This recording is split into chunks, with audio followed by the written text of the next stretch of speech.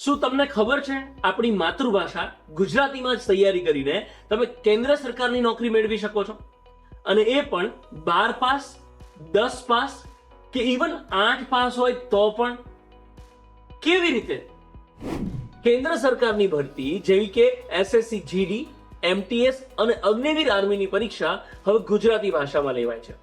અને મજાની વાત એ છે કે એમાં માત્ર 4 જ વિષયો હોય છે: ગણિત, રીઝનિંગ, જીકે અને હિન્દી કે ઇંગ્લિશ. અને એસએસસી એમટીએસ જેવી ભરતીમાં તો ફિઝિકલ એક્ઝામ પણ નથી હોતી. તો હવે ગુજરાતનો વિદ્યાર્થી કેન્દ્ર સરકારની ભરતીની તૈયારી કરી નોકરી મેળવી શકે તે માટે 1 જુલાઈથી એક નવી બેચની શરૂઆત કરવા જઈ રહ્યા છે.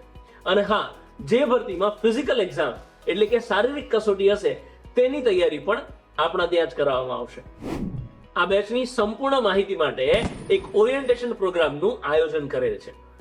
આ ઓરિએન્ટેશન પ્રોગ્રામ 21 તારીખે શનિવારે સવારે 10:30 કલાકે આપણી વર્તમાન સેન્ટ્રલની યુટ્યુબ ચેનલ પર રાખેલ છે.